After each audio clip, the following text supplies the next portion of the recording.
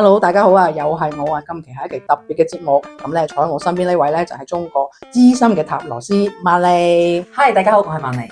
咁咧，我同瑪麗咧都識咗20幾年噶啦。咁啊，難得咧佢從旅居嘅德國咧翻嚟廣州，咁我梗係要捉住佢去探討一下呢啲關於塔羅啦同埋道家之間嘅一啲話題。咁我哋其實都識咗20幾年啦，你都從事咗塔羅牌20幾年啦。其實唔止嘅，不過就唔係好想透露年齡咯，係咪先？唔想認老啊嘛。明白嘅。咁你對塔羅牌其實對於我嚟講啊，我可能見識比較少啦。其實佢係中國塔羅收藏嘅人入邊嗰個數量，可能係應該我相信都仲係 OK。咁呢個時候你又唔係好低調啦，係咪先？你肯認咁我就繼續講啦。咁咧其實咧，大家咧對塔羅應該都有好多即係基本嘅認識啦。咁但係咧，我係想深入去同大家拆解一下道教同塔羅之間究竟有啲乜嘢一樣，又或者有啲乜嘢唔同嘅。好啦，咁我哋而家深入淺出，先講下道教中嘅一啲元素同埋塔羅一啲元素啦。咁道教我哋有木火土金水啦，大家都好熟悉啦。咁塔羅牌入邊有啲乜嘢咧？塔羅牌入邊咧就亦都有4元素嘅，地風水火4元素。咁分別咧，地我哋都會將佢稱之為土啦，土元素係代表一啲物質啦，一啲實質上一啲嘢嘅。咁你會可以將佢比喻成一啲你睇得見摸得着嘅一種成果性嘅嘢咧，就係喺土元素入邊嘅。咁咧就同我哋講嘅土咧，其實好似都差唔多喎，差唔多，即係固定啊、穩定啊一啲嘢係代表土嘅元素，係咪？咁講完土呢樣嘢，大家都好有共識啦。西方同東方其實都係一樣，代表一個穩定嘅一個狀態。咁之後係到風元素，風元素咧其實係會代表更加係思想層面上面嘅嘢，亦都代表一種理智啦、判斷啦，呢一個層面上嘅嘢。咁同五行入邊嘅話，應該係即係以我嘅了解，應該係會同你哋嘅金係啦，金雖然兩個大家聽落去好似好似好唔一樣，係咯，完全唔一樣，但係其實金咧佢都係代表一個行動力啦，所謂嘅風風火火啦。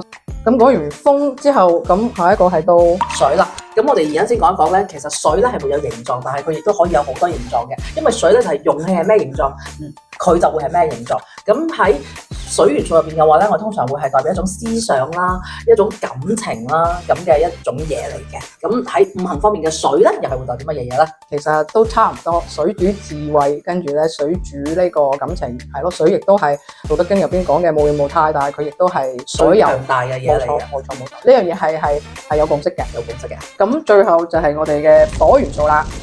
火元素咧喺西方嘅4要素入邊嘅話咧，通常係代表住行動力啦、行動啦同埋動機嘅，即係話你要去實施你嘅一啲嘢，然將佢去轉化咗，先會有結果嘅。呢樣嘢係好重要嘅。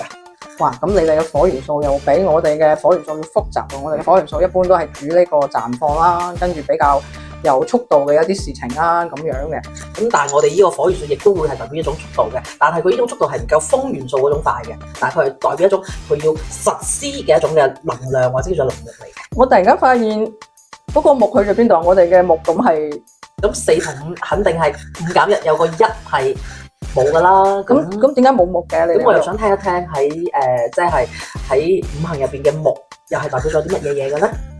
木咧就代表一個叫做骨架嘅嘢，喺五行入邊，其實佢又可以生火啦，跟住佢又可以克土啦。其實我覺得木喺五行入邊都幾重要嘅，而且佢代表係東方啦，即係佢好多嘢其實佢係代表住一個開始，代表住一個生機咁樣嘅嘢。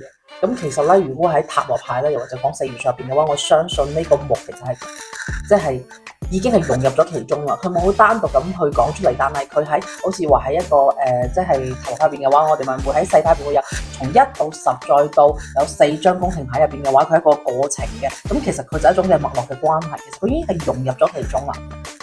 咁我又有個疑問啦，咁譬如話我哋木係代表事業啦，咁塔羅牌嘅事業攞咩嚟代表咧？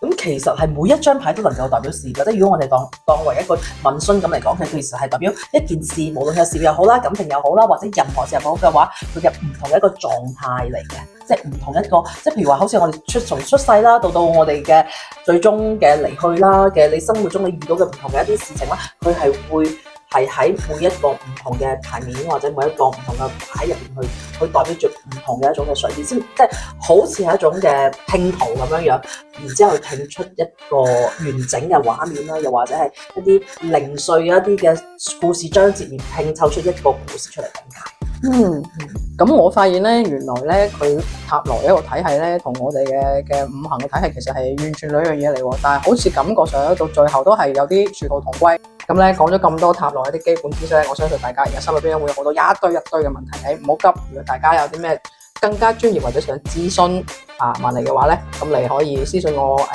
攞萬妮老師嘅一個聯繫方式啦。咁咧，我哋如果有機會嘅話咧，下期咧會再講一啲比較實用啦，大家記住，好實用嘅一啲內容嘅。咁咧，歡迎關注我或者關注萬妮老師，咁我哋一齊慢慢變好啦。拜拜。拜。